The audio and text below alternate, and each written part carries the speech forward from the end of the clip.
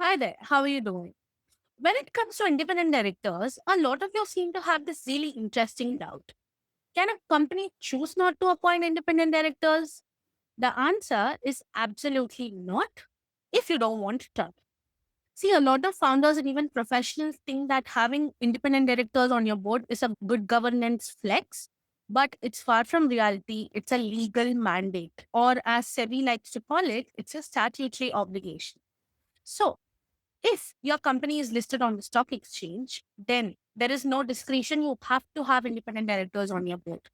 And even the companies that are about to get listed on the stock exchange, they're not yet listed, but they're preparing for an IPO. Even those companies, as a rule of thumb, have independent directors set on their board just to avoid any bottlenecks whatsoever from SEBI's end. Even unlisted companies that meet these threshold limits that you see on the screen, paid up capital is 10 crores or more, or if the company's turnover reaches 100 crores or more, and outstanding loans, borrowings, deposits touches 50 crores or more, then these companies, despite being unlisted, have to appoint independent directors. And it's not that the company has to fulfill all these three conditions.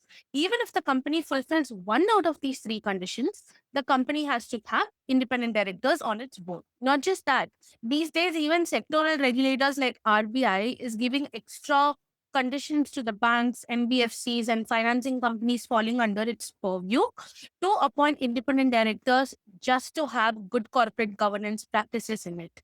So, when you factor in all these things to answer our major question, can companies choose not to appoint an independent director? The answer is absolutely no. I hope this cleared your doubts and I will see you in the next one. Thank you so much for watching.